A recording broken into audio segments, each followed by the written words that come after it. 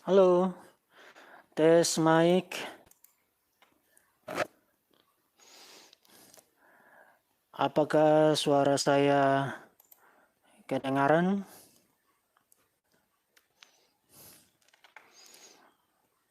Suara saya oke? Ya, bagi yang sudah join mohon bantuannya untuk membagikan link sesi ini supaya sebanyak mungkin orang bisa mengikutinya.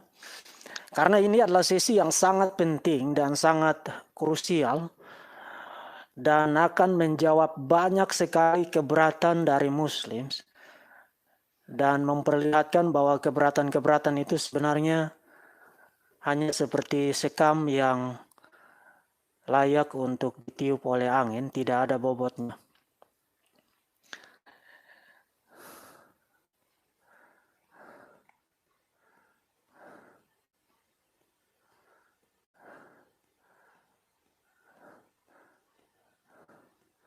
Ya, memang sesi ini saya tidak siapkan secara khusus untuk Tante Reza. Hanya saja tadi malam ada orang yang mengirimkan kepada saya videonya. Nah, kebetulan ocehan-ocehannya itu mayoritas itu persis cocok dengan materi yang akan saya sampaikan hari ini. Jadi itulah sebabnya saya berpikir untuk langsung menyenggol Tante Reza di dalam sesi kuliah ini. Tapi saya tegaskan bahwa sesi ini tidak terutama dimaksudkan untuk mengcounter Tante Reza, meskipun banyak materi yang di dalam sesi ini yang akan sangat relevan untuk mengcounter ocehan Tante Reza. Nah, saya berharap Tante Reza bisa hadir untuk mengikuti kuliah saya. Kalau mau, supaya tidak menghabiskan waktu dengan gagasan-gagasan yang tidak benar dan mendapatkan informasi tangan pertama dari orang Kristen yang paham tentang imannya. Sebab tidak ada cara yang bertanggung jawab untuk memahami akurasi pandangan orang lain kecuali kalau kita pergi kepada orang yang tepat. Kita tidak boleh menciptakan pandangan sendiri. Nah, sayangnya Muslim tidak begitu. Mereka kalau mau memahami iman Kristen, mereka pergi kepada Sanihu Munir, pergi kepada Insan Mokoginta, pergi kepada Tante Kainama, dan seterusnya. Yang pemahaman orang-orang ini 11-12 dengan mereka. Beda dengan orang Kristen, kalau kita mau bicara tentang Quran, kita pergi kepada Ibn Kathir, Ibn Abbas, Jalalain, Ibn Taimiyah, dan seterusnya. Nah, kalau mereka tidak begitu. Mereka pergi cari para mualaf-mualaf yang utanya tidak jelas, yang 11-12 dengan mereka. Lalu mereka bayar, kemudian memberikan ceramah dangdut untuk mereka ikuti. Lalu mereka berpikir mereka sudah mengalahkan kekristenan. Ya, kita akan tunggu sekitar 2 atau 3 menit lagi sampai jumlah yang menonton itu cukup signifikan. Baru kita akan mulai. Apakah sejauh ini suara saya bisa kedengaran dengan baik? Karena cuaca di Batam tidak cukup baik, berawan dan sempat hujan tadi. Jadi saya berharap koneksinya tidak terganggu. Oke, thank you Ibu Orlina Situmorang sudah hadir, Pak Pilpahit, Pak Jonathan, dan kawan-kawan, Pak Jacob Albertus. Nah, don't. Kamu itu hanya manusia nyampah, tidak punya argumen, tapi selalu ngoceh. Jadi manusia seperti kamu itu cocoknya ada di dalam karung, lalu dilemparkan ke dalam sungai karena tidak ada gunanya. Don't. Kalau kamu mau ada di sini dan memperlihatkan kebenaran dari imanmu, kasih counter argumen. kasih counter argumen, karena komentar-komentar sampahmu tidak mengesankan siapapun juga.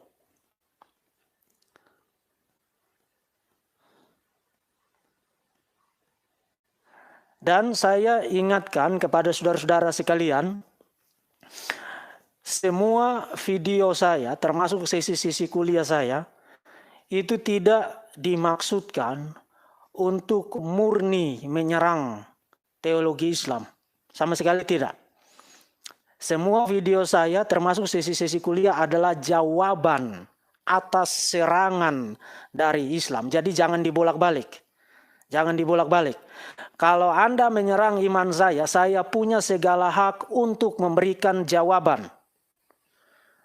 Kalau Anda menyerang iman saya punya segala hak untuk memberikan jawaban, termasuk memberikan counter attack.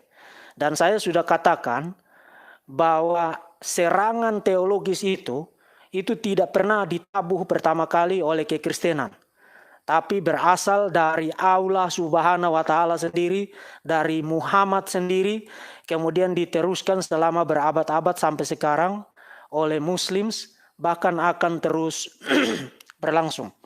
Itu sebenarnya kekristenan punya segala hak untuk memberikan bukan hanya jawaban defensif, tapi juga memberikan counter attack kepada teologi Islam. Jadi supaya kita jelas posisi kita masing-masing. Jadi jangan ngedumel bahwa saya mencari-cari alasan untuk menyerang Islam. Tidak, iman saya diserang oleh Islam, oleh Muhammad, oleh Allahnya, oleh Quran dan oleh Muslims. Dan sebagai seorang Kristen, sebagai seorang hamba Yesus Kristus, saya punya kewajiban dan punya hak untuk memberikan jawaban.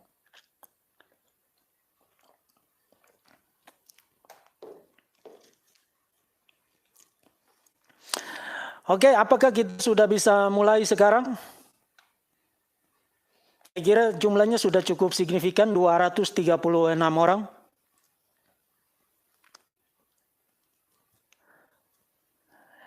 Saya ingatkan sekali lagi, ini tidak dimaksudkan terutama untuk menjawab Tante Resa, tapi memang materi-materi yang akan saya sampaikan banyak yang relevan untuk mengcounter Tante Resa. Jadi kita akan mengalokasikan sekitar 5-10 menit di awal untuk memberikan kelayakan yang patut kepada Tante Resa yang mencoba keberuntungannya dengan menabrakkan dirinya kepada Verbum Veritatis.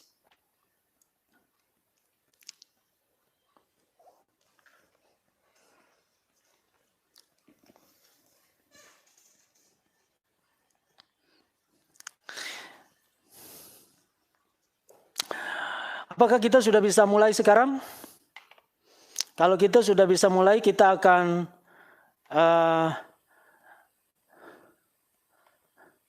awali dengan doa terlebih dahulu.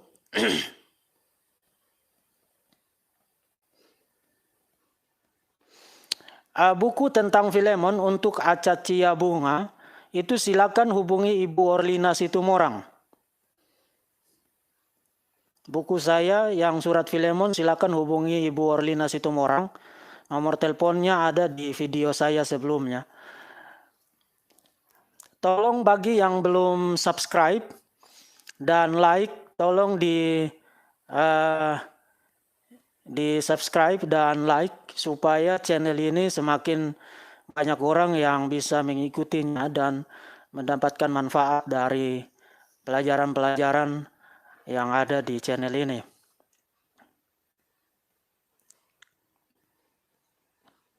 Baik, kita mulai sekarang. Kita awali dengan doa memohon hikmat, bijaksana, pimpinan dan kuasa dari Tuhan. Semua yang Kristen saya berharap untuk berdoa bersama-sama dengan saya. Tuhan Yesus, kami bersyukur karena selalu Engkau sediakan kesempatan bagi kami untuk menjadi alat-Mu memberitakan firman Tuhan, memberitakan Injil, memberitakan tentang kuasa kasih setia-Mu bagi dunia yang pernah Engkau nyatakan secara gemilang di dalam pribadi Tuhan Yesus Kristus yang menjadi manusia untuk menyelamatkan kami dari dosa dan maut. Berkatilah hamba-Mu yang akan menyampaikan materi pada hari ini, pada saat ini. Berkatilah mereka yang sudah join. Berkatilah semua yang akan menonton rekaman dari materi ini.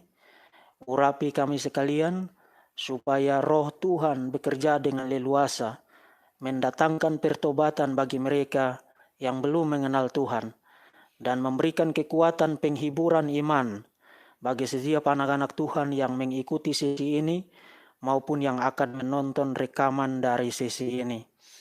Berkatilah sesi ini dan permuliakanlah nama-Mu. Nyatakanlah kemuliaan-Mu ya Tuhan, dan berbicaralah melalui hamba-Mu.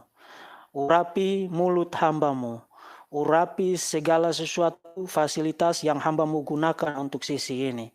Urapi semua mereka yang mengikuti sesi ini. Dan Tuhan menyertai hamba-Mu dan menyembunyikan hamba-Mu di balik salib kasih karunia-Mu. Supaya biarlah Tuhan boleh menyatakan kemuliaan-Mu dengan sebesar-besarnya melalui sesi kuliah umum pada sore hari ini. Dalam nama Bapa, dalam nama anaknya Tuhan Yesus Kristus, dalam nama Roh Kudus kami akan memulai sesi ini. Amin. Ya, salam bagi saudara-saudara yang Kristen dan assalamualaikum bagi saudara-saudara yang Muslim. Kita jumpa lagi dalam sesi kuliah yang baru dengan tema Yahweh mengutus Yahweh, latar belakang kristologi utusan di dalam Perjanjian Lama. Ini adalah sesi lanjutan dari kristologi utusan menurut Injil Yohanes yang sudah saya bahas beberapa waktu yang lalu. Nah, sebelum saya membahas itu, saya ingin memberikan komentar khusus secara ringkas sekitar 5-10 menit untuk Tante Resa. Nah, Tante Resa ini adalah fenomena yang menarik, tapi dengan mengangkat suaranya untuk berapologetika dan berargumentasi di hadapan publik, sebenarnya sebelum Tante Resa mulai, dia sudah murtad. Ya, Anda tidak salah dengar. Tante Resa menurut teologi Islam, bahkan sebelum dia membuka mulutnya dan mempublikasikan argumennya yang sebenarnya sangat ngaco itu kepada publik di YouTube, sebelum dia melakukan itu, dia sudah murtad. Jadi Tante Resa, Anda sudah murtad dari Islam dengan membawa diri ke hadapan publik untuk berapologetika. Nah, apa maksudnya Tante Resa sudah murtad? Saudara ingat ayat terpanjang di dalam Quran adalah surat 2 ayat 282. Surat 2 ayat 282. Dan di dalam surat 2 ayat 282 dikatakan bahwa testimoni seorang perempuan itu hanya bernilai setengah dibandingkan dengan testimoni seorang laki-laki. Itu menurut Allah loh, menurut Allah Subhanahu wa taala loh. Lalu di dalam Sahih Al-Bukhari 2658 dikatakan bahwa itu merupakan bukti defisiensi intelektual perempuan. Jadi Muhammad menjelaskan surat 2 ayat 282 bahwa testimoni perempuan itu hanya setengah dari testimoni seorang laki-laki. Itu berarti perempuan itu otaknya hanya separuh. Itu menurut Muhammad. Sahih Al-Bukhari 2658. Lalu Sahih Muslim 241, Muhammad bilang begini, "You are the majority of the people of the fire." You di situ adalah para perempuan. Para perempuan adalah mayoritas orang yang ada di dalam neraka. Itu menurut Muhammad. Kenapa? Karena menurut Muhammad itu mereka punya intelektual yang deficient in intellect and religion. Itu menurut Muhammad. Nah, jadi Tante Resa maju ke hadapan publik berapologetika dengan Kalau menurut nabinya, Tante Reza maju dengan setengah otak dibandingkan dengan para pria. Dan karena dia berpikir bahwa dia bisa berapologetika seorang diri melawan saya yang adalah seorang pria, sebenarnya Tante Reza seperti yang tadi sudah saya katakan, sudah murtad sebelum dia mulai. Karena untuk berapologetika melawan saya, Tante Reza harus mengasumsikan bahwa dia bisa mengalahkan saya, padahal menurut nabinya dan menurut Allahnya, dia tidak bisa mengalahkan saya karena otaknya hanya separuh. Dia hanya punya otak separuh menurut Muhammad dan menurut Allahnya. Perempuan itu otaknya hanya separuh. Deficient in intellect and religion. Jadi bahkan sebelum Tante Reza mulai, dia sudah harus murtad duluan karena dia mengasumsikan kontradiksi, gagasan yang kontradiktif dengan ajaran Nabi dan ajaran Allahnya sendiri. Nah, in case kalau Tante Reza tidak menerima kesimpulan itu, maka pertanyaannya, apakah Tante Reza tersinggung tidak? Disebut sebagai makhluk yang otaknya hanya separuh. Tersinggung tidak? Kalau you tersinggung berarti you harus percaya bahwa Allahmu dan nabimu mengajarkan hal-hal yang stupid mengenai intelektualitas perempuan. Kalau you tidak tersinggung, you juga harus murtad. Karena menurut hasil riset akademik dari para pakar, misalnya saya kutip dari Jordan Peterson, clinical psychologist, dia bilang begini, rata-rata IQ bagi seorang perempuan dan rata-rata IQ bagi seorang laki-laki identik. Tidak ada perbedaan sama sekali dalam kemampuan kognitif secara general. No difference at all in general cognitive ability. Itu menurut hasil riset kesarjanaan yang dapat dipercaya. Jadi either way, Tante Reza murtad atau dia harus murtad. Jadi happy murtad Tante Reza, Anda sudah menumbangkan Nabi dan Allahmu bahkan sebelum mulai. Oke, di dalam sesi kuliah ini saya akan cover beberapa pokok. Pertama, saya akan ingatkan secara ringkas materi yang saya sampaikan di dalam sesi kuliah mengenai kristologi utusan menurut Injil Yohanes. Siapa yang mengutus Yesus? Yang mengutus Yesus adalah Bapa. Kemudian yang kedua, Yesus diutus dari mana? Kita menjawab waktu itu dari surga, datang dari Bapa, datang dari surga ke dalam dunia. Dan itu berarti Yesus sudah merupakan pribadi yang pra-eksisten. Sudah ada sebelum dia diutus menjadi manusia. Kemudian dia diutus sebagai apa? Dia diutus sebagai juru selamat. Yohanes pasal 3 ayat 16 sampai dengan 18. Artinya Yesus adalah juru selamat satu-satunya bagi mereka yang ingin memperoleh hidup yang kekal. Selain itu dia diutus untuk apa lagi? Dia diutus untuk menyatakan siapa sebenarnya Allah, siapa sebenarnya Yahweh. Jadi itu adalah tujuan pengutusan Yesus. Kemudian sebelum diutus dia itu siapa? Yohanes memberitahu kita bahwa dia adalah firman, logos yang menjadi manusia. Dan firman itu adalah Allah. Allah yang menjadi manusia. Kai ho logos sarx egeneto.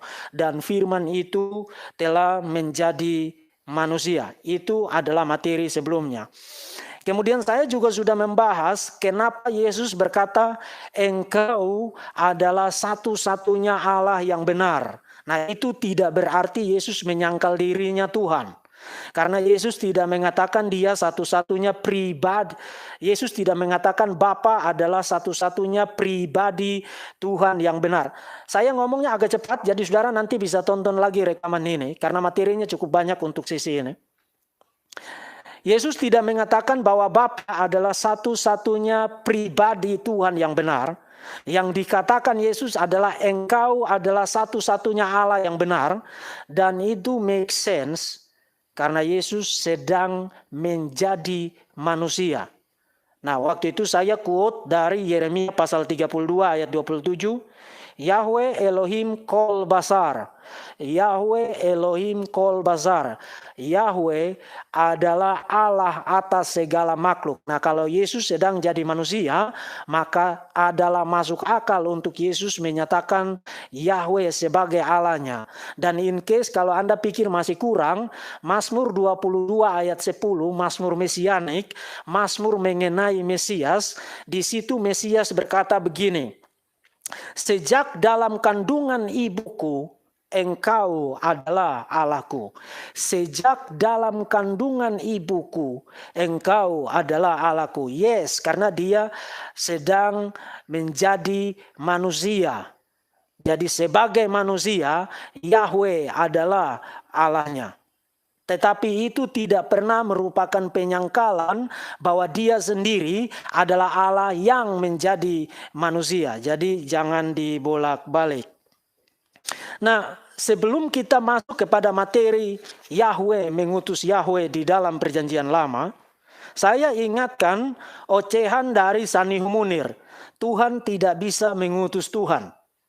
Dan saya waktu itu sudah jawab, bahwa keberatan itu hanya bisa masuk akal kalau orang berangkat dari Unitarianisme, dari tauhid. Masalahnya kekristenan itu tidak percaya tauhid dan Alkitab tidak mengajarkan Unitarianisme. Alkitab tidak pernah mengajarkan tauhid. Tauhid itu baru muncul di dalam ajaran Muhammad pada abad ke-7. Tidak pernah ada sebelumnya. Even para bidat Kristen seperti Arius, seperti para Gnostik, seperti para Ebionit juga tidak percaya tauhid. Orang-orang Yahudi juga tidak percaya tauhid. Tauhid baru muncul pada abad ke-7 di Saudi Arabia oleh Muhammad. Jadi kalau orang berangkat dari tauhid, maka memang dia akan ngoceh Tuhan tidak bisa mengutus Tuhan. Problemnya adalah Alkitab, kekristenan itu Trinitarian. Dan kalau you percaya Trinitarian, maka keberatan itu mendadak menjadi tidak berguna. Termasuk juga Tante Reza mengoceh, apakah Tuhan bisa menciptakan Tuhan? Nah, itu adalah pertanyaan yang paling stupid yang pernah saya dengar di dalam sejarah kestupidan. Saya tidak ingin mengatakan hal-hal kasar, tapi kalau stupid ya memang stupid. Karena tidak pernah di dalam kekristenan, waktu kekristenan mengaku Yesus menjadi manusia, Allah menjadi manusia, itu berarti Tuhan menciptakan Tuhan. Jadi you menciptakan konsep hayalan, memformulasinya dalam bentuk pertanyaan, kemudian melemparkannya kepada kekristenan, itu adalah nice straw man. Jadi berhenti merasa diri pintar ketika Anda hanya melontarkan pertanyaan straw man lalu bersorak-sorak bahwa Anda membantah kekristenan. Oke, sekarang kita mulai dengan materi dari sesi ini. Yahweh mengutus Yahweh di dalam perjanjian lama. Pertanyaannya adalah, apakah pengutusan Yesus seperti yang kita sudah lihat di dalam Injil Yohanes, Allah dalam wujud manusia, Allah yang berinkarnasi menjadi manusia, apakah itu merupakan fenomena satu-satunya di dalam sejarah pewahyuan, atau sebenarnya itu sudah dilakukan oleh Tuhan sebelumnya dan inkarnasi Yesus itu sekadar merupakan klimaks dari penyataan diri Tuhan dalam wujud manusia? Nah, jawaban dari pertanyaan itu adalah yes. Dan itu kita bisa buktikan dengan sangat gampang berdasarkan bukti-bukti tekstual yang sangat berlimpah dari dalam perjanjian lama. Jadi fenomena Tuhan menyatakan diri dalam wujud manusia itu bukan baru pernah terjadi atau dikarang oleh kekristenan pada 2000 tahun yang lalu di Palestina pada abad pertama. No, itu sudah terjadi di sepanjang sejarah penyingkapan diri Tuhan, sejarah pewahyuan di dalam perjanjian lama, dan itu catatannya sangat banyak. Sangat banyak. Nah, karena itu saya hanya akan fokus demi keringkasan kepada dua hal saja. Pertama, saya akan fokus kepada daftar Yahweh, firman Tuhan di dalam perjanjian lama. Kemudian saya akan fokus membahas tentang malak Yahweh, malaikat Tuhan di dalam perjanjian lama. Kemudian saya akan menarik kaitannya sebagai latar belakang dengan kristologi utusan di dalam Injil Yohanes yang sudah saya bahas dalam beberapa hari yang lalu. Nah, untuk mengerti tentang konsep itu, kita harus punya sejumlah pokok pemahaman latar belakang. Sekali lagi, untuk mengerti tentang Yahweh menyatakan diri dalam wujud manusia di dalam perjanjian lama, kita setidaknya harus punya lima gagasan teologis sebagai latar belakang pemahaman. Pertama, Yahweh menyatakan diri di dalam perjanjian lama adalah Yahweh yang Esa. Tetapi Yahweh yang Esa itu tidak Esa dalam pengertian Unitarian, artinya hanya satu pribadi, tunggal, tidak. Perjanjian lama memberikan kesaksian yang eksplisit bahwa Yahweh itu multipersonal. Itu datanya sangat banyak, hanya saja kita tidak punya waktu untuk bahas itu. Jadi kita state itu, saya state itu sebagai sebuah proposisi teologis sebagai pemahaman latar belakang yang pertama. Kedua,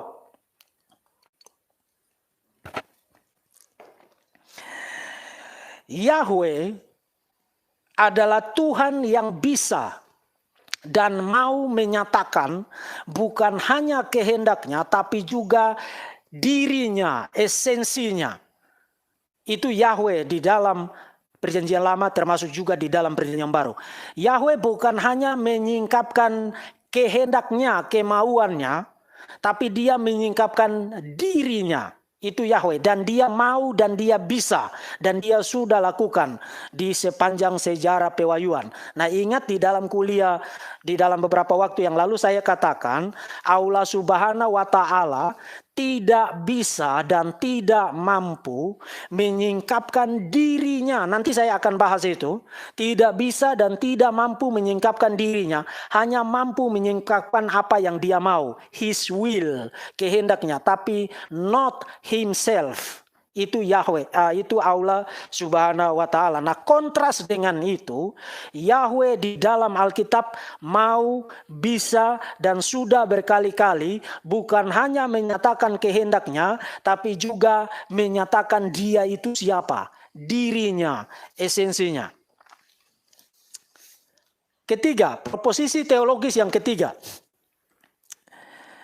Manusia tidak dapat melihat Tuhan di dalam esensinya yang sebenarnya, di dalam segala kepenuhan ketuhanannya, lalu bisa tetap hidup.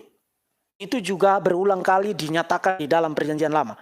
Artinya bukan berarti bahwa manusia tidak bisa melihat Tuhan, tapi proposisinya adalah you tidak bisa lihat Tuhan di dalam keadaan yang sebenarnya, lalu you bisa tetap hidup.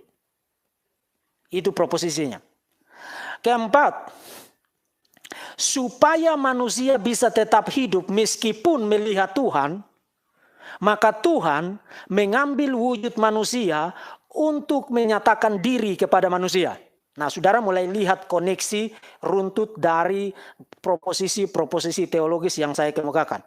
Dalam proposisi ketiga saya katakan, manusia pasti mati kalau dia melihat Tuhan di dalam keadaan Tuhan yang sebenarnya. Dia pasti mati. Nah, untuk bisa berkomunikasi secara langsung dengan manusia, Tuhan mengambil wujud manusia sehingga manusia bisa melihat, berbicara, berkomunikasi, berinteraksi secara langsung dengan Tuhan, tetapi bisa tetap hidup. Itu proposisi yang keempat. Dan yang kelima, tujuan Tuhan menyatakan diri dalam wujud manusia itu bukan untuk chit-chat, tidak ada kerjaan di surga, kesepian lalu turun ke bumi untuk cari teman ngobrol. Bukan. Tujuan Tuhan menyatakan diri melalui di dalam wujud manusia supaya manusia mengenal Tuhan. Itu yang pertama, yang kemarin kita sudah bahas di dalam Kristologi Utusan. Tetapi juga tujuan Tuhan itu bersifat redemptif, menyelamatkan. Jadi tujuan Tuhan menyatakan diri dalam wujud manusia setidaknya ada dua hal penting. Pertama, menyelamatkan manusia. Dan yang kedua, supaya manusia bisa mengenal Tuhan dan memiliki relasi personal dengan Tuhan. Relasi pribadi yang intim dengan Tuhan. Dan itu sudah saya bahas di dalam Kristologi Utusan dalam beberapa hari yang lalu. Nah, saya akan bacakan satu teks dalam Perjanjian Lama untuk mengcover 5 pokok penting tadi. Saya akan bacakan satu teks di dalam Perjanjian Lama untuk mengcover 5 pokok itu. Keluaran 33 ayat 18 sampai 20 yang juga di-quote oleh Tante Resa. Ayat 20-nya di-quote oleh Tante Resa.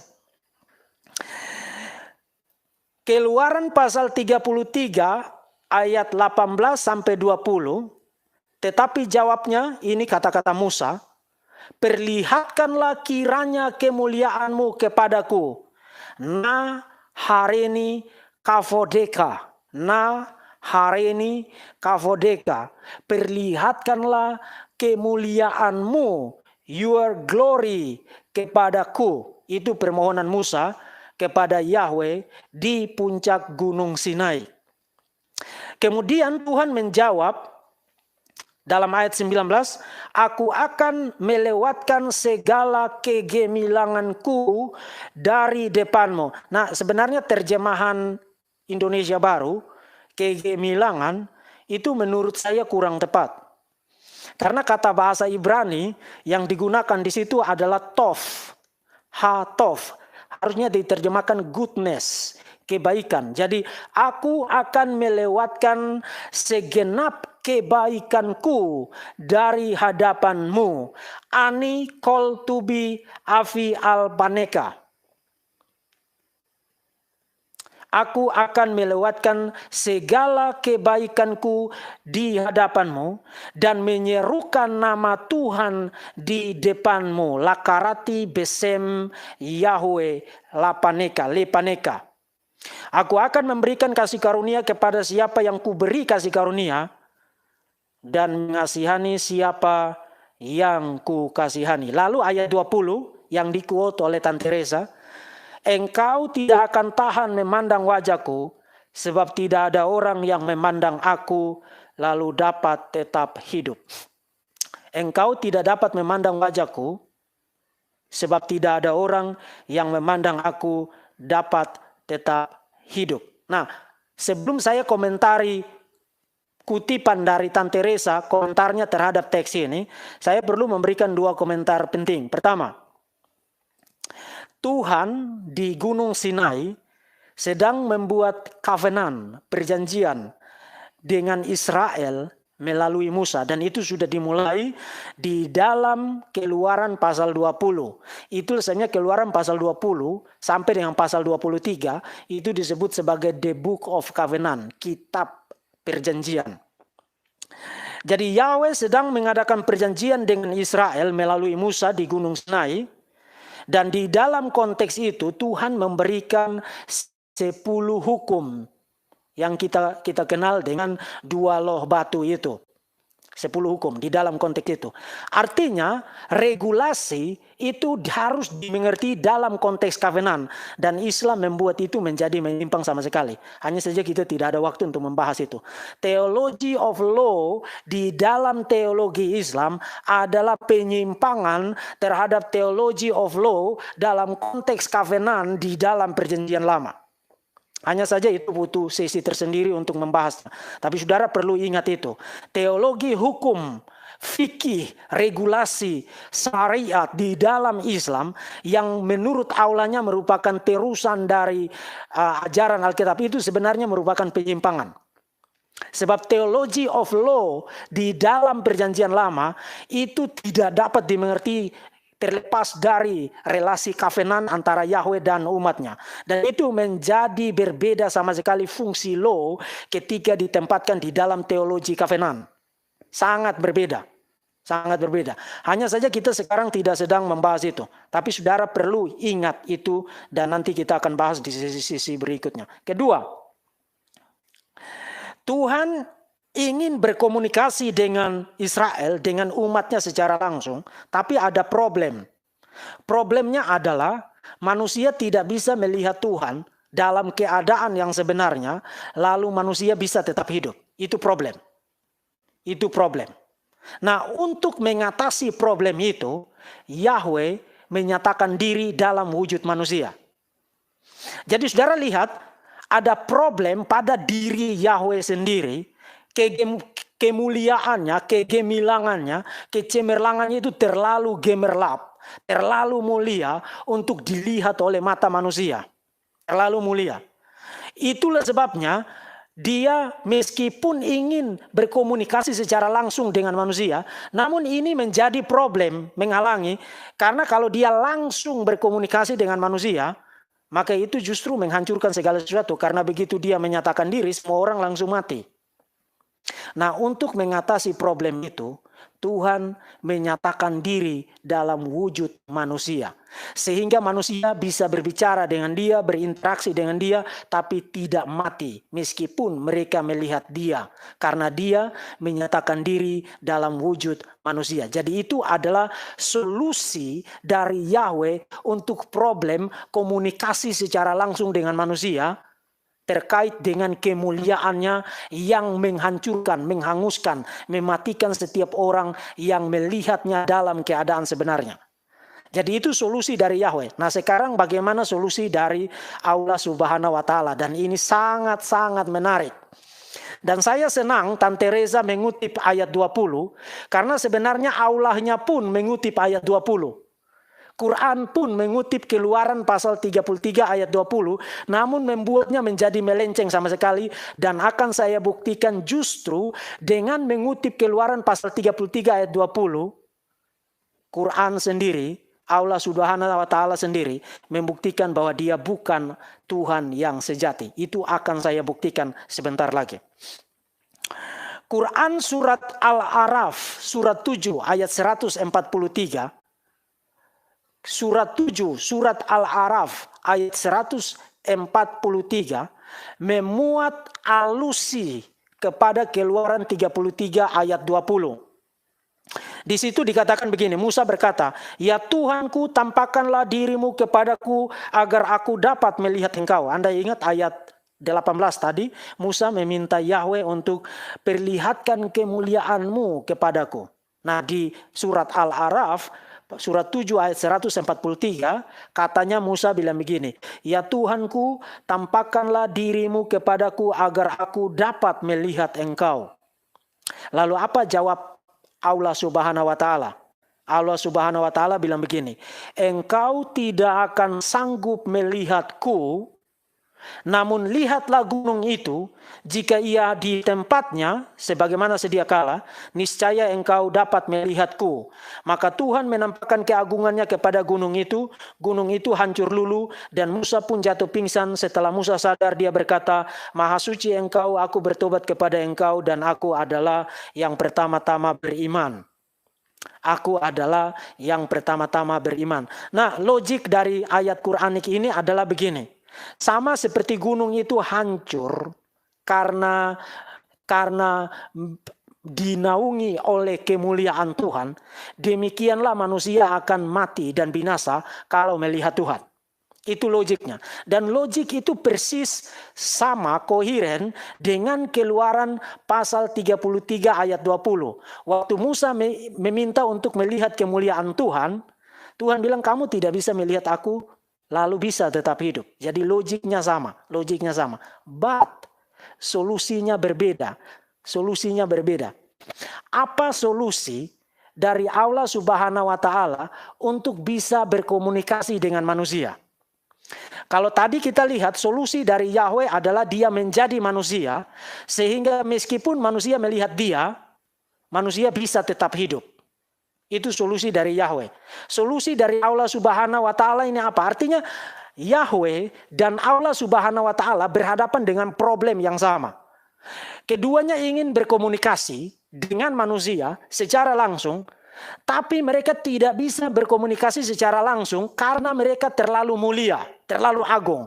Manusia pasti mati kalau melihat Tuhan dalam keadaan sebenarnya. Nah, solusi dari Yahweh adalah dia menjadi manusia, menyatakan diri dalam wujud manusia. Lalu apa solusi Allah Subhanahu wa Ta'ala? Solusinya ada di dalam surat 42 ayat 51. Itu solusi dari Allah Subhanahu wa Ta'ala. Surat 42 ayat 51. Dan tidaklah patut bagi seorang manusia bahwa Allah akan berbicara kepadanya kecuali dengan perantaraan wahyu dari belakang hijab, dari belakang tabir, dari belakang tirai. Jadi Tuhan tidak bisa berbicara secara langsung dengan manusia. Kenapa? Manusia pasti akan mati. Maka solusi dari Yahweh adalah oke, saya akan tetap bicara, tapi saya tidak bisa bicara secara langsung. Saya bicara dari belakang tabir, dari belakang tirai, dari belakang hijab. Dan ironisnya, Muslim mengerti hijab itu untuk menutup muka. Padahal hijab di dalam ayat ini berarti tirai yang menghalangi supaya ada kontak langsung antara Allah Subhanahu wa Ta'ala dengan ciptaannya, dengan manusia. Sehingga komunikasi itu terjadi dan tidak mematikan manusia yang menerima komunikasi itu. Itu solusi dari Allah Subhanahu wa Ta'ala. Nah, solusi ini sebenarnya bukan solusi. Ini bukan solusi, malah merupakan problem. Jadi ya Allah Subhanahu wa Ta'ala tidak memiliki kemampuan untuk solving the problem. Saudara ingat problemnya tadi kan? Tuhan terlalu mulia, tapi dia ingin bicara dengan manusia secara langsung. Masalahnya kalau bicara secara langsung, manusia pasti akan mati. Nah, itu problem. Lalu bagaimana Tuhan mengatasi problem itu, memberikan solusi untuk problem itu? Solusi dari Yahweh adalah Yahweh menyatakan diri dalam wujud manusia, sehingga manusia bisa lihat Yahweh, tapi bisa tetap hidup. Komunikasi berjalan dan semua beres. Itu solusi dari Yahweh. Solusi dari Allah Subhanahu wa Ta'ala adalah bersembunyi di belakang tirai. Ngomong dari belakang tirai, tidak bisa ngomong secara langsung face to face dengan manusia. Artinya Allah Subhanahu wa Ta'ala tidak memberikan solusi untuk problem ini, malah cara yang dia tempuh berbicara dari belakang tirai ini memperlihatkan bahwa dia tidak mampu untuk mengatasi problem ini. Jadi Oke, daripada manusia mati saya bicara dari belakang saja. Dia tidak bisa berbicara secara langsung, face to face dengan manusia. Nah, jadi ada tiga hal penting untuk saudara bisa nangkap logik, saudara bisa nangkap poin saya. Pertama, Allah Subhanahu wa Ta'ala ingin berkomunikasi dengan manusia. Itu pertama. Problemnya adalah manusia akan mati kalau dia langsung bicara face to face dengan manusia. Itu problem. Karena dia terlalu mulia. Logiknya begitu. Solusi dari Allah Subhanahu wa Ta'ala adalah sembunyi di belakang tirai. Bicara dari belakang hijab. Bicara dari belakang tabir. Itu surat 42 ayat 51.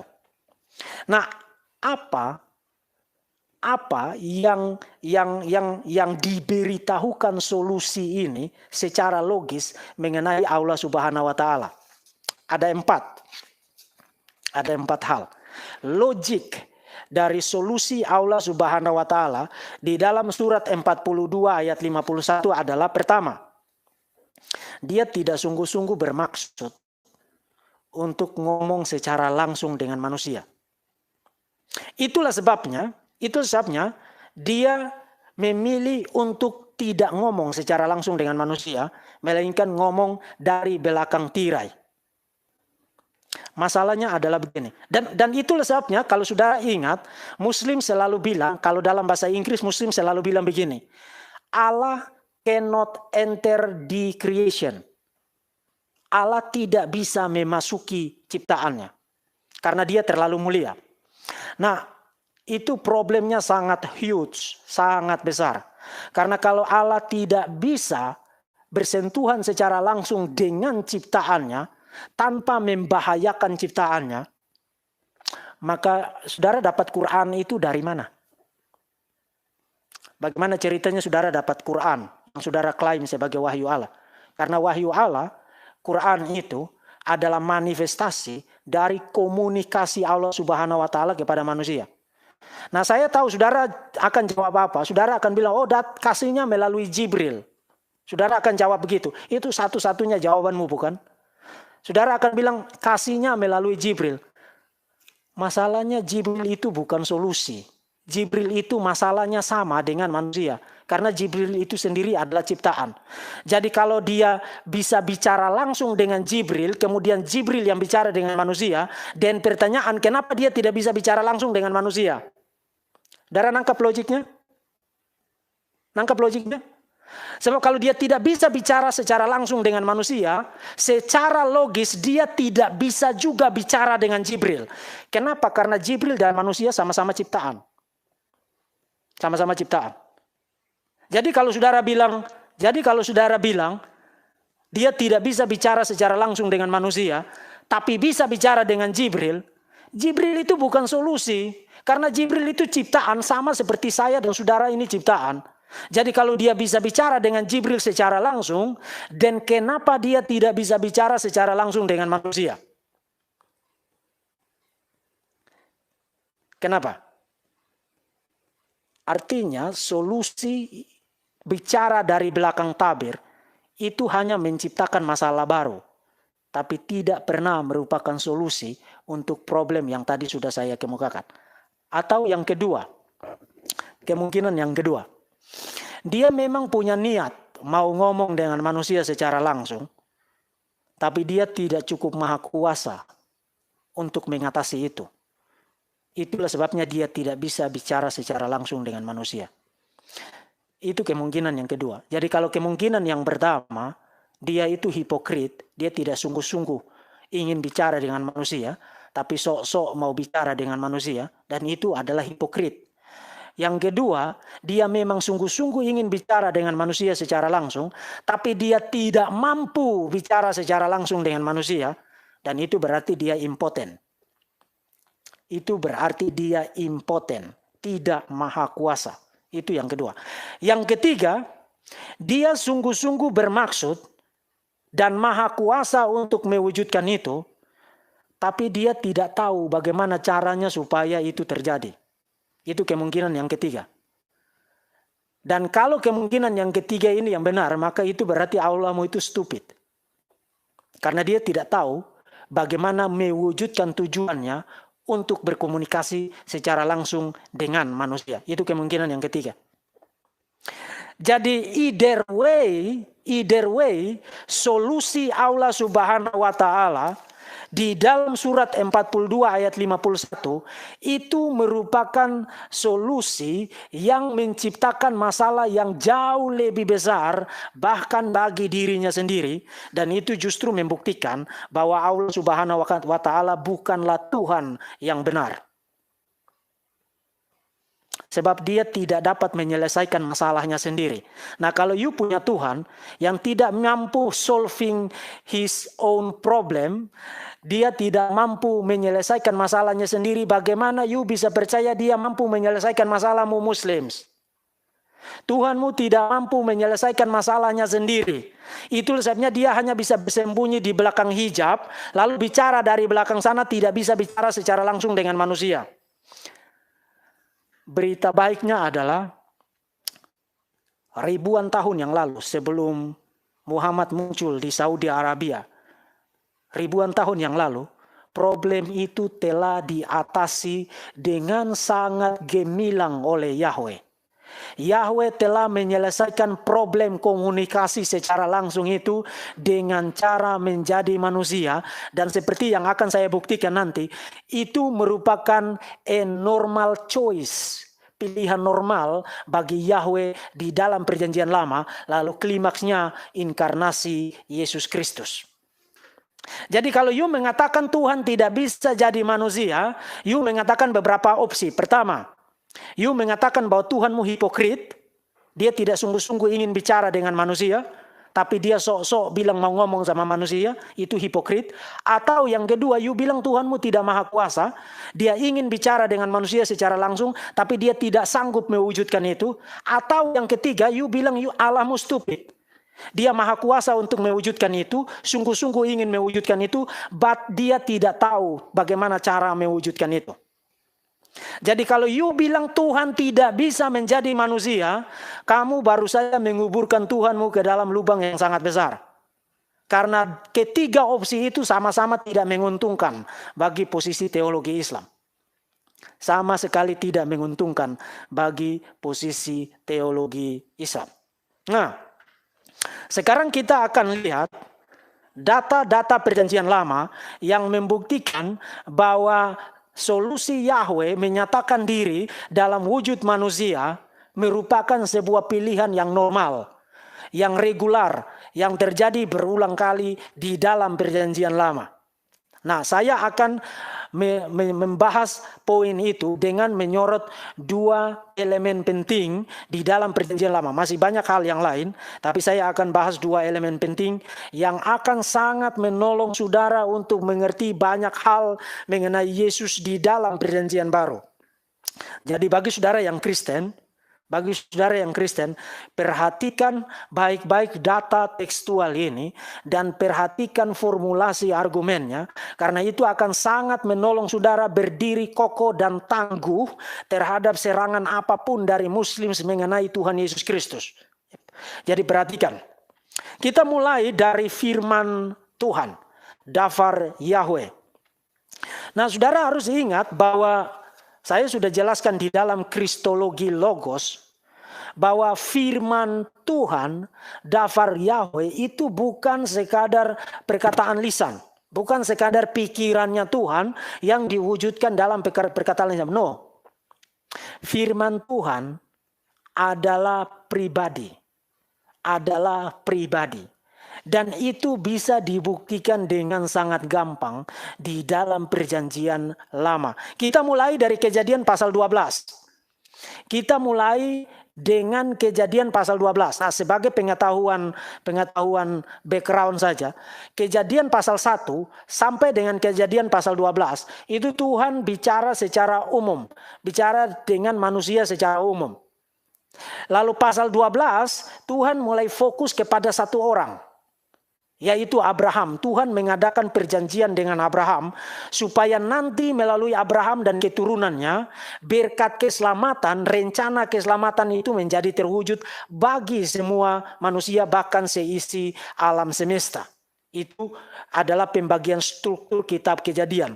Jadi pasal 1 sampai pasal 11 itu Tuhan deal dengan creation, dengan ciptaan, dengan alam semesta, dengan manusia secara umum. Itu Kejadian pasal 1 sampai dengan pasal 11. Mulai dari pasal 12 sampai dengan pasal terakhir, itu Tuhan mulai fokus kepada Abraham dan keturunannya. Jadi melalui Abraham dan keturunannya, berkat rencana keselamatan, rencana penebusan akan mendatangkan manfaat bagi semua manusia dan bagi seluruh alam ciptaan Tuhan.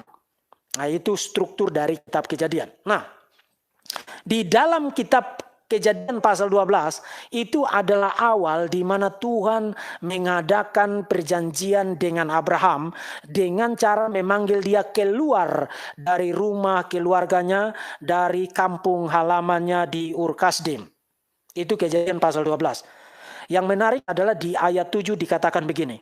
Saudara perhatikan Kejadian pasal 12 ayat 7. Ketika itu Tuhan menampakkan diri kepada Abraham. Perhatikan. Ketika itu Tuhan menampakkan diri, memperlihatkan diri kepada Abraham. Nah, saudara ingat Keluaran pasal 33 tadi? You tidak bisa lihat Tuhan lalu tetap hidup. Tetapi sekarang Abraham bisa melihat Tuhan yang menampakkan diri. Nanti kita akan lihat ternyata Tuhan menampakkan diri dalam wujud manusia. Dan Abraham tetap hidup, komunikasi berjalan, tujuan Tuhan tercapai.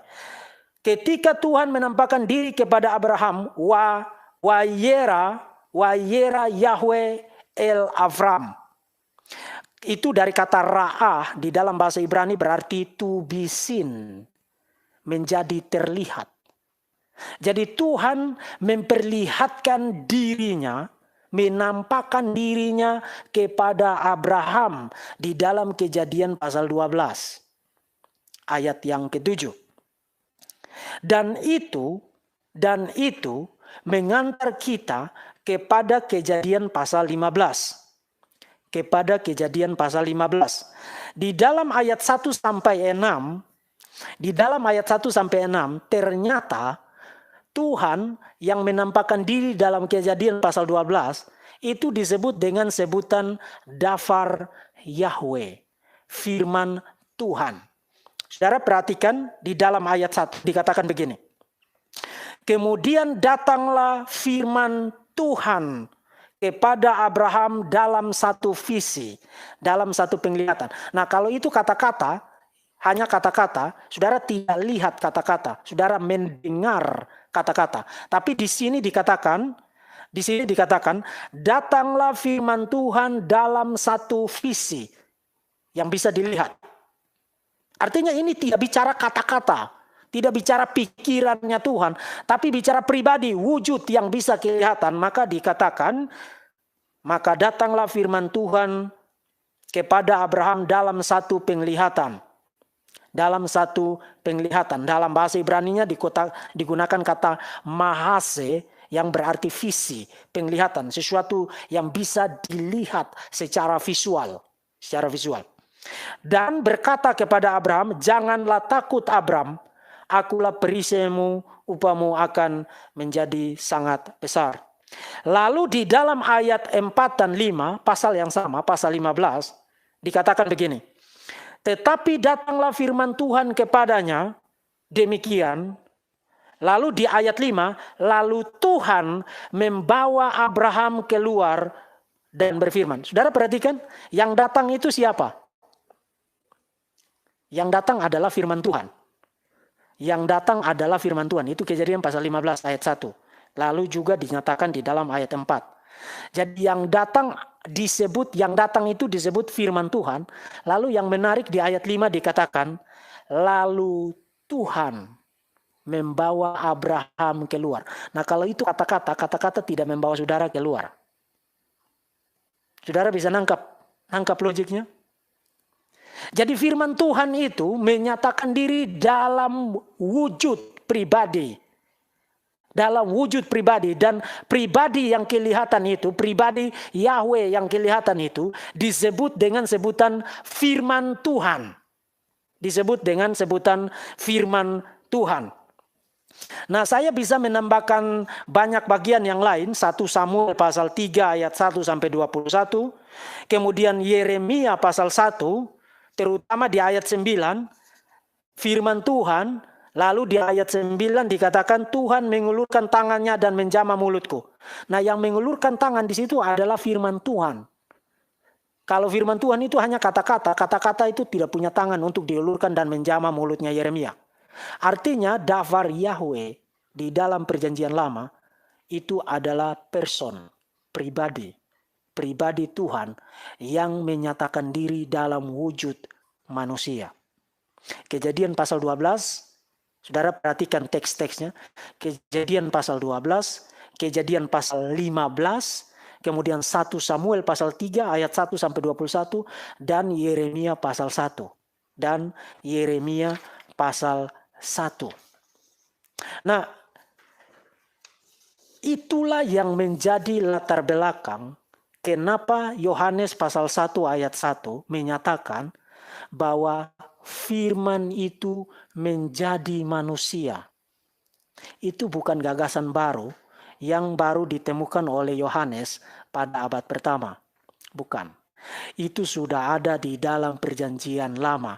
Nah, kalau saudara menulis kepada orang-orang Yahudi yang ngerti perjanjian lama untuk mau bicara tentang Tuhan yang menjadi manusia, saudara akan menggunakan istilah logos bagi Yesus. Kaiho logos sarx egeneto. Dan orang Yahudi langsung paham. Karena di dalam perjanjian lama, dafar Yahweh menyatakan diri dalam wujud manusia dan itu berkali-kali.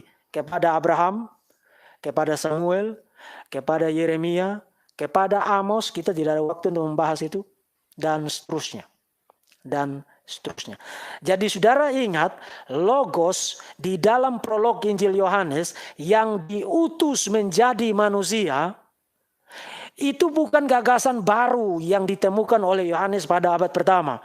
Gagasan itu berakar kuat di dalam sejarah pewahyuan, di dalam perjanjian lama. Karena dafar Yahweh, firman Tuhan di dalam perjanjian lama itu adalah pribadi Yahweh yang menyatakan diri kepada para patriark, kepada para nabi dalam wujud manusia. Dalam wujud manusia. Bahkan seorang scholar saya quote bagi saudara menyatakan bahwa ada seorang scholar yang menyatakan bahwa di dalam perjanjian lama dia bilang begini. Visible manifestation is the normal choice of Yahweh with respect to Abraham and his descendants. Visible manifestation, manifestasi yang kelihatan, yang visible, yang bisa dilihat, is the normal choice. Pilihan yang normal bagi Yahweh, is the normal choice of Yahweh di dalam perjanjian lama. Artinya itu tidak terjadi 1-2 kali. Itu tidak terjadi 1-2 kali. Tapi merupakan sebuah pilihan yang normal. Cara yang normal. Yang digunakan berkali-kali oleh Yahweh untuk berkomunikasi dengan manusia. Dan manifestasi yang visible itu dalam wujud manusia itu di dalam perjanjian lama disebut dengan sebutan apa tadi? Dafar Yahweh, firman Tuhan.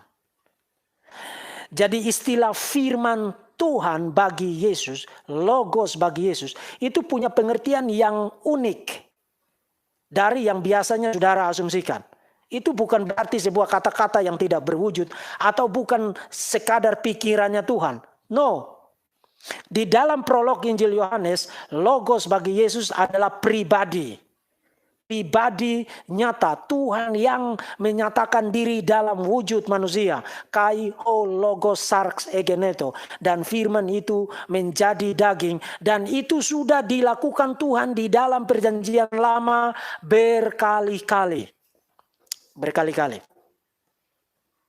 Jadi kalau saudara orang Yahudi hidup di abad pertama membaca prolog Injil Yohanes, saudara tidak menganggap itu sebagai sesuatu yang aneh. Itu sudah dilakukan Tuhan berkali-kali di dalam perjanjian lama. Tapi bukan hanya itu. Yang menarik itu begini. Saudara ingat tadi firman Tuhan menampakkan diri dalam wujud manusia kepada Abraham, Kejadian pasal 12, Kejadian pasal 15. Nanti juga di dalam Kejadian pasal 18, pasal 19 yang akan saya bahas nanti. Tapi yang menarik adalah begini. Di dalam Yohanes pasal 8 ayat 56, Yohanes pasal 8 ayat 56, Yesus bilang begini, Abraham bapamu bersukacita bahwa ia melihat hariku dan ia telah melihatnya dan ia bersukacita. Ini Yesus yang bilang. Yesus bilang Abraham pernah melihat aku. Nah, kapan Abraham pernah melihat Yesus? Kejadian pasal 12, Kejadian pasal 15, nanti lagi satu Kejadian pasal 18 dan pasal 19. Itulah sebabnya Yesus bilang, Abraham bersukacita Karena ia melihat hariku dan ia telah melihatnya dan ia bersuka cita. Ia bersuka cita. Tapi lebih spektakuler dari itu lagi, Yesus bilang di dalam pasal 8 ayat 56,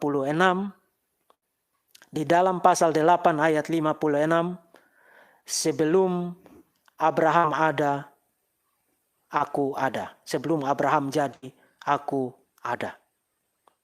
Dan itu make sense.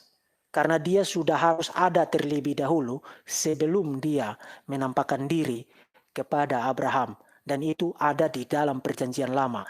Kejadian pasal 12, kejadian pasal 15. Dan Yesus sendiri mengkaitkan dirinya dengan daftar Yahweh di dalam kitab Kejadian.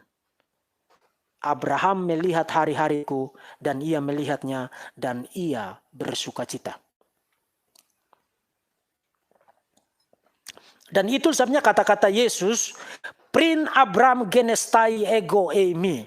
Prim Abram genestai ego eimi. Sebelum Abraham ada, aku ada. Menjadi masuk akal. Karena dia harus sudah ada sebelum dia menyatakan diri kepada Abraham di dalam Kejadian pasal 12 dan Kejadian pasal 15. Itu kata-kata Yesus loh.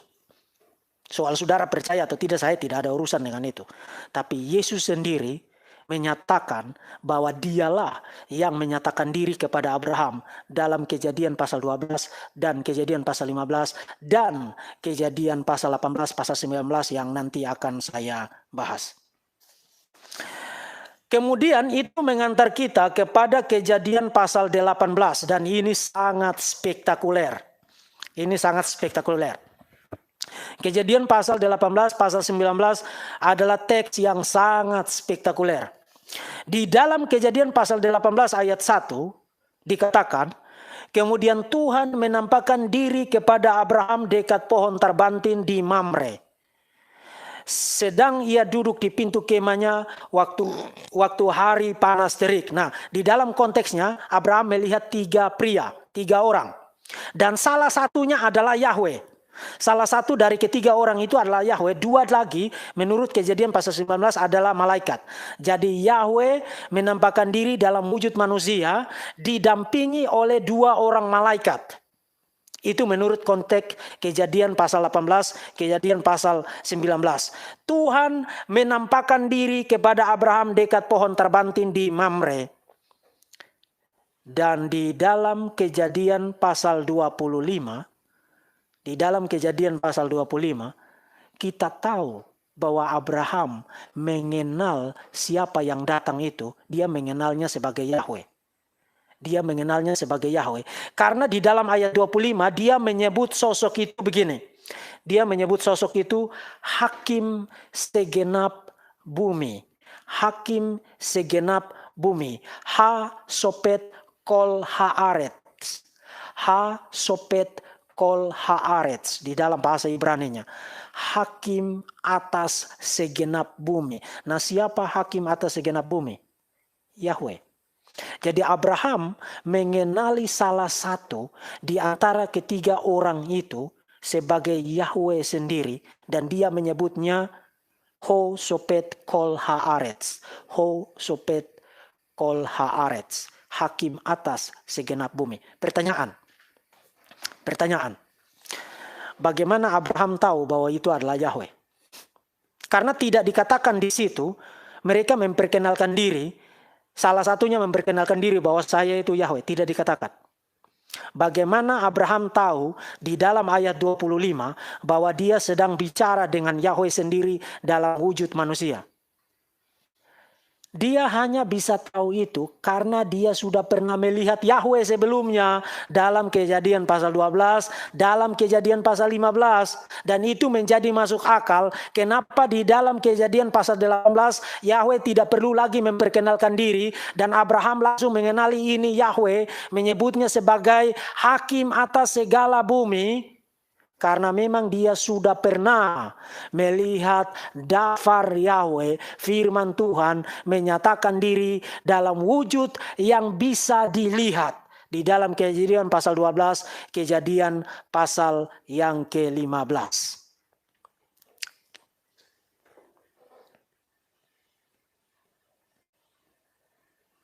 Tapi bukan hanya itu. Bukan hanya itu. Saudara pasti pernah dengar berkali-kali. Saudara pasti pernah dengar berkali-kali Muslim selalu begini. Tuhan kok makan? Dengan asumsi Tuhan tidak bisa makan. Saudara pernah dengar itu? Pernah dengar itu? Tuhan kok makan? Nah, Tante Resa di dalam videonya pun ngoceh begitu. Tuhan kok makan gitu kan. Saudara ingat Sanihu Munir bilang Tuhan kok butuh timba. Nah, dari mana mereka dapat ide itu? Mereka dapat ide itu dari Quran, dari Allah Subhanahu wa taala. Surat 5 ayat 75. Surat 5 ayat 75. Mereka dapat argumen itu dari Quran. Surat 5 ayat 75. Dikatakan begini, Al-Masih putra Maryam hanyalah seorang rasul. Sebelumnya pun sudah berlalu banyak rasul dan ibunya seorang berpegang teguh pada kebenaran. Keduanya biasa memakan makanan. Keduanya biasa memakan makanan. Logiknya adalah begini, karena Isa dan ibunya biasa makan makanan, yang makan makanan bukan Tuhan, maka Isa dan ibunya bukan Tuhan. Itu logiknya. Problem. Tidak pernah di dalam sejarah kekristenan Maria disembah sebagai Tuhan. Jadi Allah Subhanahu wa taala let alone memberikan kritik. Allah Subhanahu wa taala bahkan tidak paham tentang doktrin ketuhanan orang-orang Kristen, sehingga dia berpikir bahwa orang Kristen itu menyembah Maria sebagai Tuhan. Itu problem yang pertama. Yang kedua, tidak semua yang makan makanan itu pasti bukan Tuhan. Saudara follow kata-kata saya. Tidak semua yang makan makanan itu pasti bukan Tuhan. Karena makan makanan tidak harus karena dia butuh makan, tapi semata-mata karena makan makanan itu bukan sesuatu yang berdosa. Dan yang menarik adalah di dalam Kejadian pasal 18, Yahweh sudah membantah Allah Subhanahu wa taala ribuan tahun sebelum Muhammad memperkenalkan Allah Subhanahu wa taala. Yahweh sudah membantah bahwa Tuhan kok bisa makan. Saudara membaca di dalam Kejadian pasal 18 ayat 7 dan 8. Yahweh makan loh. Lalu berlarilah Abraham kepada lembu sapinya. Ia mengambil seekor anak lembu yang empuk dan baik dagingnya dan memberikannya kepada seorang bujangnya. Lalu orang ini segera mengelolanya. Lalu pasal 18 ayat 8 saudara perhatikan. Pasal 18 ayat 8 kitab Kejadian. Perhatikan. Kemudian diambilnya dadi dan susu serta anak lembu yang telah diolah itu. Lalu dihidangkannya di depan orang-orang itu. Dan ia berdiri di dekat mereka di pohon terbanting itu. Sedang mereka makan. Nah tadi di dalam konteksnya. Salah satu dari ketiga pria itu adalah Yahweh sendiri. Dan dikatakan mereka makan. Tuhanmu tidak bisa makan, Muslim. Yahweh bisa makan dan dia tetap adalah Tuhan. Amin. Jadi 14 abad yang lalu Allah Subhanahu wa taala mengeluh tentang makanan sebagai alasan orang tidak bisa disebut Tuhan. Tapi bahkan ribuan tahun sebelumnya Yahweh menyatakan diri dalam wujud manusia dan dia makan dan dia tetap adalah Yahweh. Tidak ada masalah. Kalau Tuhanmu makan makanan membuatnya menjadi bukan Tuhan, maka Tuhanmu Anda punya Tuhan yang sangat kasihan. Dia tidak bisa melakukan banyak hal. Even mengurus masalahnya sendiri pun tidak mampu. Seperti yang tadi sudah saya katakan. Tapi di pohon terbantin, di dekat Mamre, Yahweh ketika menyatakan diri dalam wujud manusia, Yahweh makan loh. Abraham menyediakan makanan dan Yahweh yang menyatakan diri dalam wujud manusia. Di dalam Kejadian pasal 18 ayat 8 dikatakan mereka makan. Tapi itu tidak membuat Yahweh menjadi bukan Yahweh. Nah problem dari logik, sekarang kembali kepada Quran surat 5 ayat 75. Kenapa Allah Subhanahu wa Ta'ala dan Muhammad terus-menerus menabrak diri mereka sendiri? Karena problemnya begini. Problemnya adalah begini. Quran surat 5 ayat 75 itu adalah sebuah sesat pikir, logical fallacy, yang disebut dengan fallacy of either or. Ini atau itu, Tuhan atau manusia.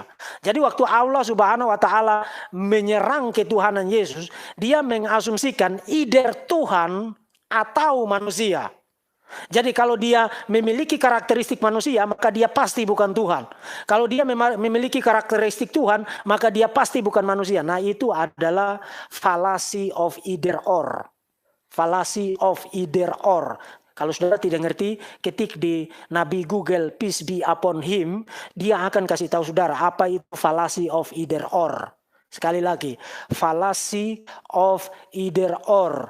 Allah Subhanahu wa Ta'ala melakukan sesat pikir, logical fallacy di dalam Quran surat 5 ayat 75 ketika dia petantang-petenteng menyerang ketuhanan Isa dan ibunya. Selain melakukan straw man karena berpikir bahwa orang Kristen menyembah Maria sebagai Tuhan. Fallacy of either or, logical fallacy. Karena kekristenan tidak percaya Yesus itu Tuhan atau manusia. Never. Kekristenan percaya Yesus adalah Tuhan dan manusia. Both and, not either or. Ini atau itu. Nah, kalau istilah-istilah saya terlalu jelimet bagi saudara, saudara akan ditolong oleh Prophet Google, peace be upon him. Jadi surat 7 ayat 57 digunakan oleh Allah Subhanahu wa Ta'ala untuk menyerang ketuhanan Isa dengan alasan, oh mereka makan makanan. Problem, makan makanan itu tidak membuat Tuhan tidak menjadi Tuhan. Kedua, surat itu, karena kita punya bukti dalam Kejadian pasal 18 ayat 8, Yahweh makan makanan loh, yang dihidangkan oleh Abraham, bapa segala orang beriman, dan Yahweh tetap fine-fine aja sebagai Yahweh itu. Dia tidak ada masalah, dia makan makanan. Tuhanmu tidak bisa makan makanan. Tuhanku Yahweh bisa makan makanan, dan dia tetap sebagai Yahweh, tidak kekurangan ketuhanannya. Kejadian pasal 18 ayat 7 dan ayat 8. Saudara harus ingat ayat itu.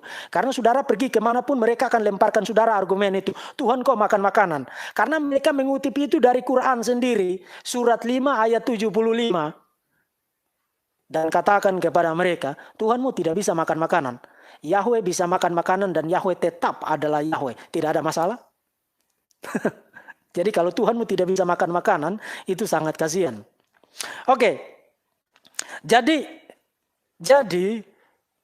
menyatakan diri dalam wujud manusia untuk mewujudkan tujuan penyelamatan itu merupakan the normal choice of Yahweh in the Old Testament. Menyatakan diri dalam wujud manusia untuk mewujudkan rencana keselamatan, karya keselamatannya bagi manusia, merupakan the normal choice, pilihan normal bagi Yahweh di dalam perjanjian lama, dan itu sudah terjadi berkali-kali. Itu tentang dafar Yahweh, firman Tuhan. Yang kedua, kita akan pindah secara cepat saja kepada apa yang disebut dengan Malak Yahweh, the angel of the Lord, malaikat Tuhan. Kejadian pasal 3 ayat 1 sampai dengan ayat 14. Malaikat Tuhan. Nah, ini sudah sering dibahas, tapi saya ingin ingatkan begini. Saudara jangan salah paham. Istilah malaikat, itu tidak harus berarti malaikat. Makhluk surgawi yang kadang-kadang orang bikin filmnya bersayap, kemudian muncul dalam wujud manusia tapi ada sayapnya. Tidak harus begitu. Istilah malak itu semata-mata berarti messenger, utusan. Jadi malak Yahweh khusus untuk yang satu ini, menurut saya akan jauh lebih menolong supaya kita tidak mengacaukannya dengan malaikat. Akan jauh lebih menolong kalau diterjemahkan the messenger of Yahweh, utusan Yahweh. Terutama di dalam Kejadian pasal 3 ayat 14 dan di dalam beberapa bagian yang lain. Jadi saudara ingat istilah malak dalam bahasa Ibrani atau istilah angelos di dalam bahasa Yunani itu tidak harus berarti malaikat, tidak harus. Karena istilah itu semata-mata berarti utusan, messenger, orang yang diutus, pribadi yang diutus. Nah, ini akan mengantar kita kepada jantung dari materi ini. Jadi tadi bagian yang pertama membentuk paradigma kita bahwa menjadi manusia, menyatakan diri dalam wujud manusia merupakan pilihan yang normal dan sudah dilakukan berkali-kali. Dan ketika menyatakan diri dalam wujud manusia, Yahweh menyebut dirinya Davar Yahweh, firman Tuhan. Sekarang kita kepada malak Yahweh. Malak Yahweh. Malaikat Tuhan atau utusan Tuhan, terutama di dalam Keluaran pasal 3 ayat 1 sampai 14 itu bagian yang sangat familiar bagi saudara karena di situ Tuhan menampakkan diri kepada Musa di semak belukar dalam wujud api yang menyala-nyala.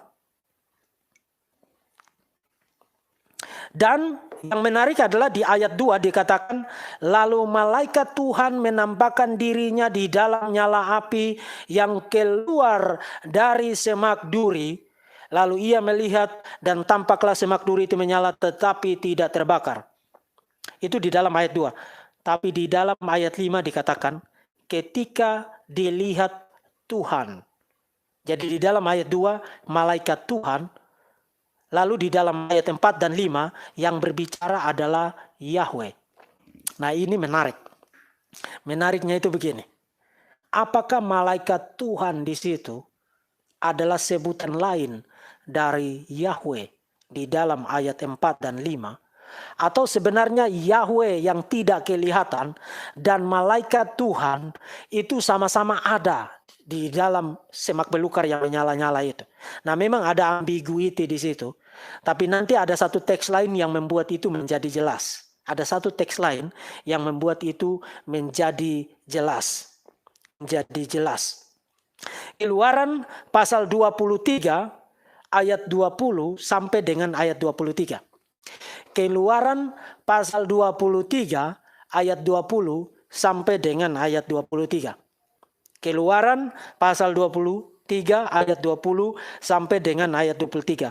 Sesungguhnya aku mengutus seorang malaikat berjalan di depanmu untuk melindungi engkau di jalan dan untuk membawa engkau ke tempat yang telah kusediakan. Jagalah dirimu di hadapannya dan dengarkanlah perkataannya. Janganlah engkau mendurhaka terhadapnya sebab pelanggaranmu tidak akan diampuninya. Sebab namaku, my name, ada di dalam dia. Sebab namaku ada di dalam dia. Nah saudara perhatikan. Saudara perhatikan. Malaikat yang khusus ini atau utusan yang khusus ini, dia punya kuasa untuk mengampuni dosa dan tidak mengampuni dosa. Dia punya kuasa untuk mengampuni dosa dan tidak mengampuni dosa. Nah apakah itu mengingatkan saudara akan perkataan Yesus? Markus pasal 2. Di bumi anak manusia punya kuasa untuk mengampuni dosa. Markus pasal 2 ketika dia menyembuhkan seorang yang lumpuh. Nah, tetapi bukan hanya itu.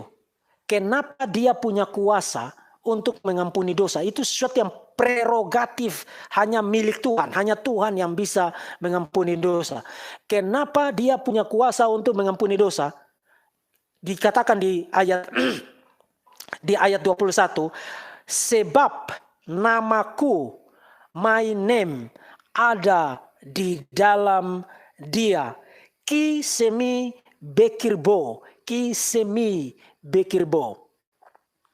Namaku ada di dalam dia. Nah ini mengantar kita kepada satu topik teologis yang sangat besar. Yaitu teologi mengenai nama. Name teologi di dalam perjanjian lama. Sangat besar. Kita tidak ada waktu untuk membahas itu. Tapi ringkas saja. Ketika perjanjian lama bicara tentang name, Hasem, namaku, nama Yahweh, itu yang dimaksudkan adalah esensinya Yahweh, presence-nya Yahweh, kehadirannya Yahweh, keseluruhan dirinya Yahweh, being-nya Yahweh, keberadaannya Yahweh, itu disebut dengan Hasem, nama. Jadi waktu mereka menggunakan Hasem, itu bukan semata-mata yang emat konsonan itu, YHWH itu. No, bukan itu. Poinnya adalah keseluruhan diri Yahweh itu siapa? Esensinya, kehadirannya itu disebut dengan sebutan Hasem, the name. Nah, saudara perhatikan. Yang ngomong adalah Yahweh. Betul? Dan di dalam ayat ini Yahweh bilang begini, my name, namaku, esensiku, kehadiranku, totalitas keberadaanku ada di dalam malaikat yang khusus ini. Ada di dalam malaikat yang khusus ini. Dengan kata lain, malak Yahweh dan Bapa yang atau Yahweh yang satunya yang berbicara adalah dua pribadi yang berbeda pasti. Tapi mereka memiliki esensi yang sama. Karena Yahweh yang berbicara, naratornya mengatakan, my name, esensiku, presenceku, kehadiranku, totalitas keberadaanku ada di dalam malaikat yang satu ini. Dan bukankah di dalam Injil Yohanes, Yesus bilang, aku dan Bapa adalah satu. Aku dan Bapa adalah satu. Kenapa? Karena Yesus di dalam dirinya ada nama, ada kehadiran, ada esensi Bapa. Esensi Bapa, kehadiran Bapa, totalitas kealahan Bapa yang dimiliki Bapa juga dimiliki oleh Yesus. Meskipun keduanya adalah pribadi yang berbeda. Dan di dalam konteks itu, malak Yahweh itu diutus untuk menyelamatkan Israel keluar dari perbudakan dari tanah Mesir memasuki tanah Kanaan. Jadi saudara perhatikan, malaikat yang khusus ini disebut dengan istilah malak Yahweh, dan dia punya kuasa mengampuni dosa, dan dia di dalam dirinya ada nama Tuhan, the essence of Yahweh ada di dalam malaikat yang khusus ini.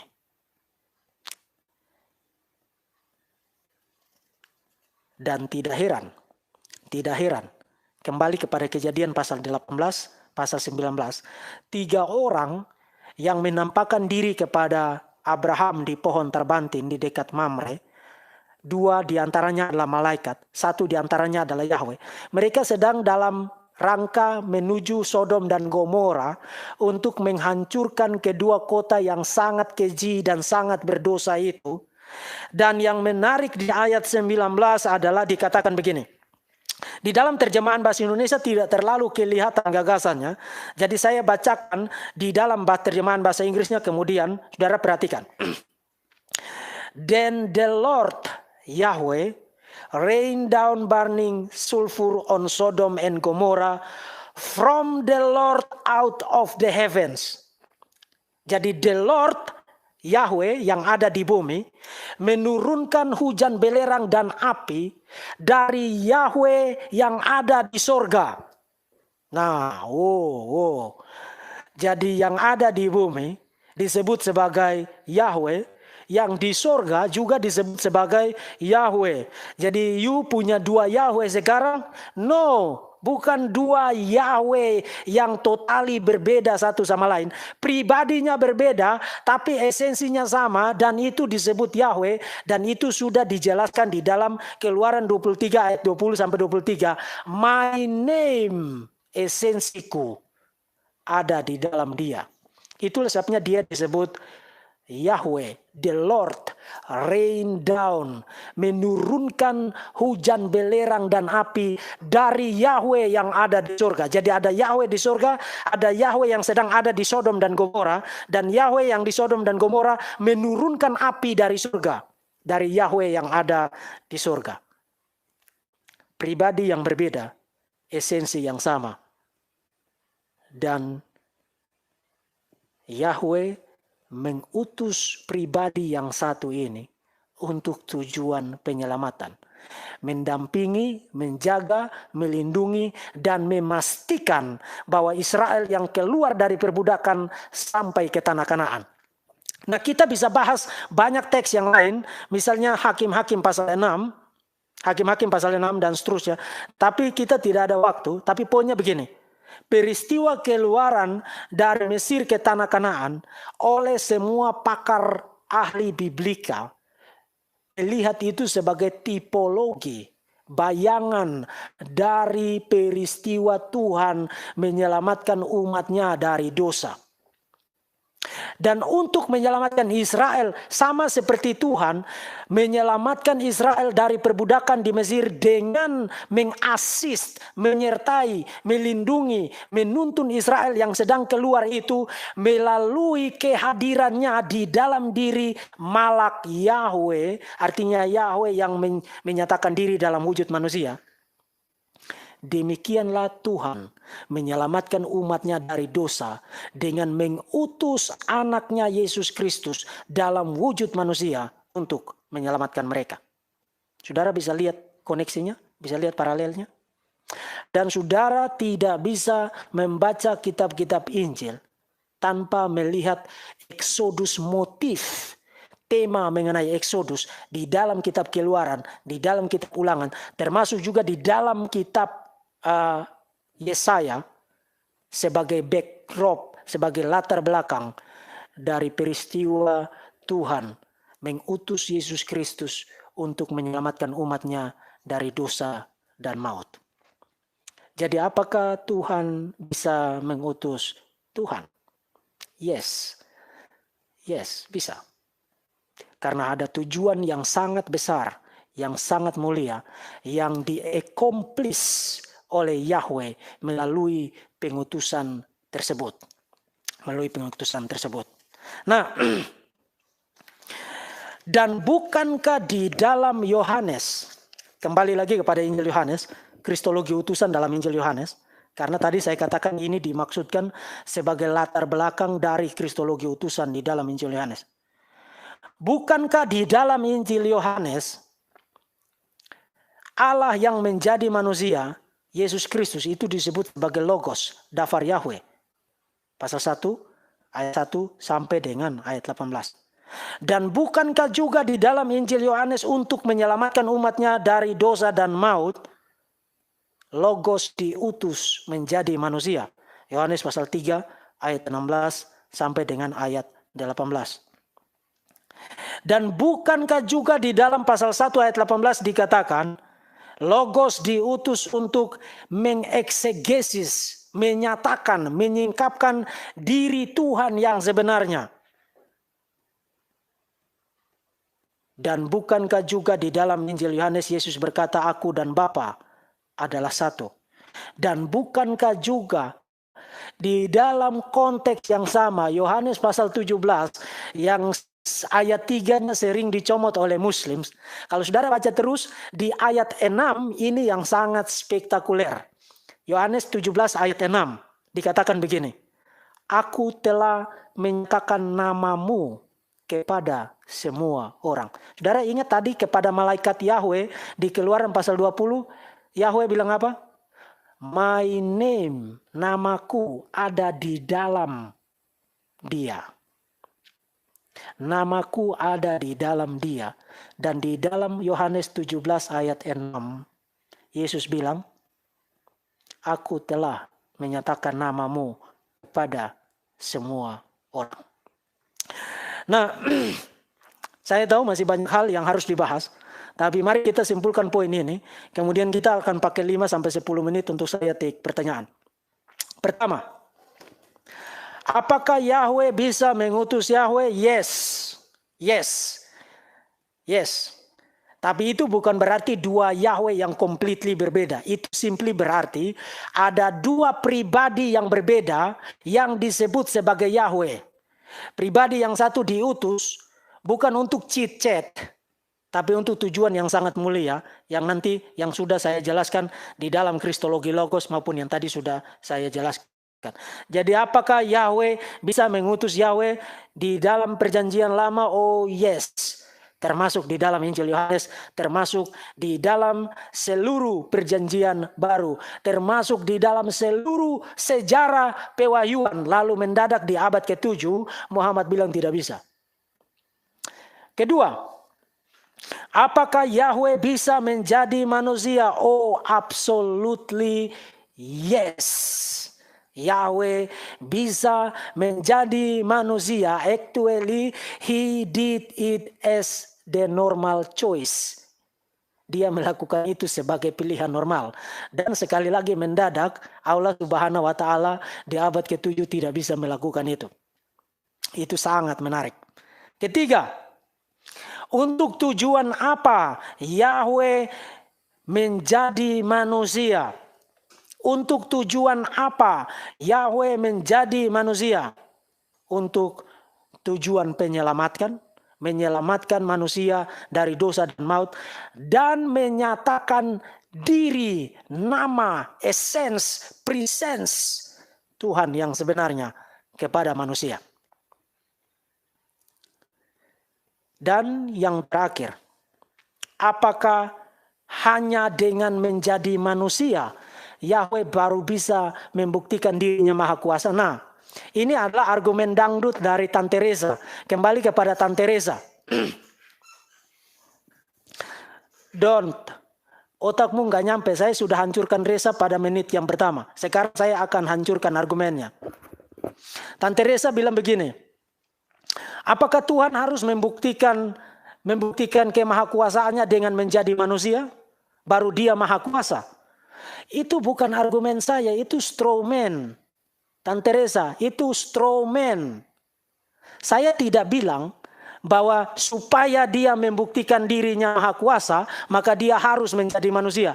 Saya tidak pernah argue begitu. Itu straw man. You menciptakan bayangan sendiri, meninju bayanganmu, lalu you pikir you menyerang argumen saya. No, itu bukan argumen saya. Yang saya katakan adalah begini. Kalau you bilang Tuhan tidak bisa menjadi manusia, dan itu berarti Tuhanmu tidak maha kuasa. Dan itu completely berbeda dengan you mengatakan untuk membuktikan dia maha kuasa, dia harus menjadi manusia.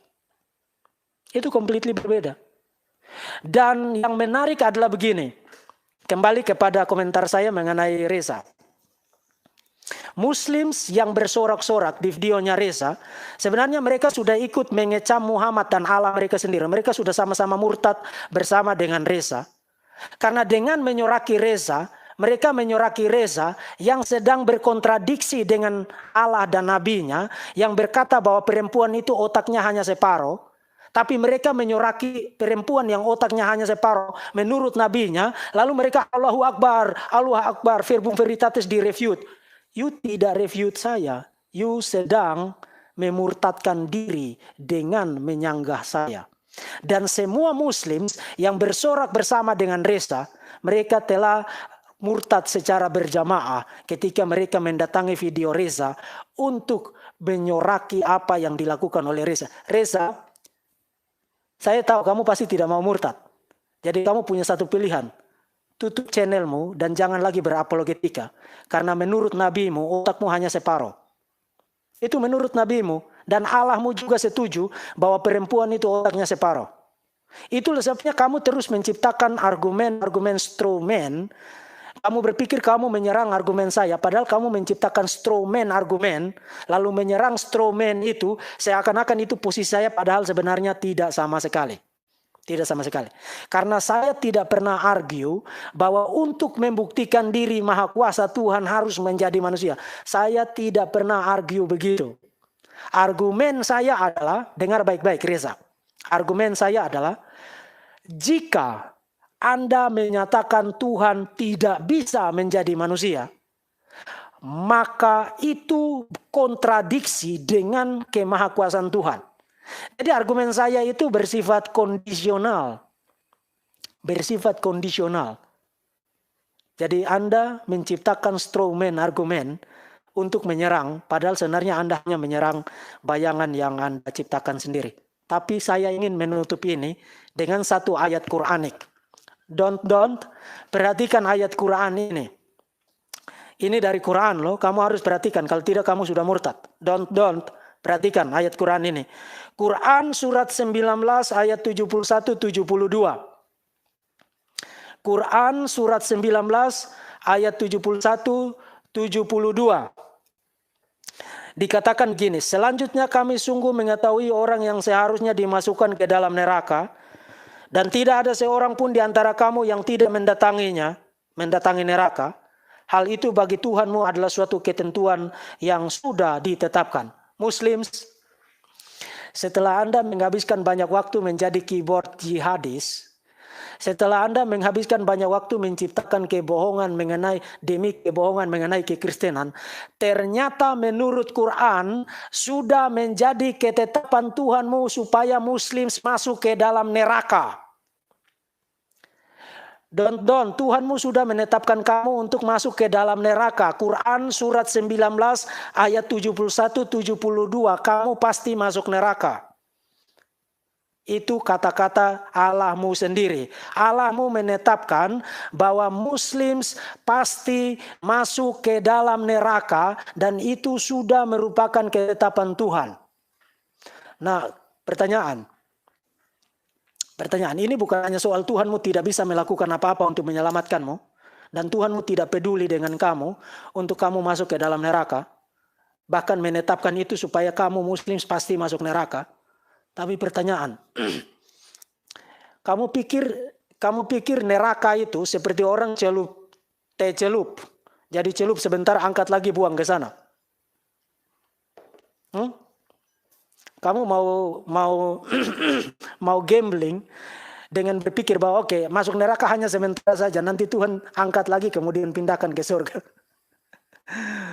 Terakhir kali saya cek, Muslim dengar, terakhir kali saya cek, orang kalau sudah masuk neraka, dia tidak akan pernah keluar lagi dari sana.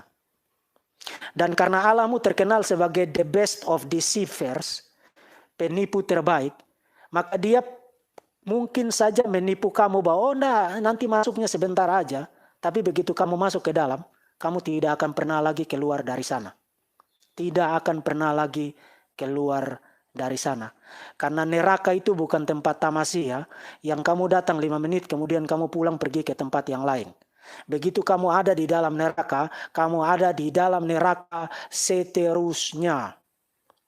Dan berita baiknya adalah karena kamu masih hidup, kamu harus mendengarkan panggilan Injil Tuhan Yesus Kristus.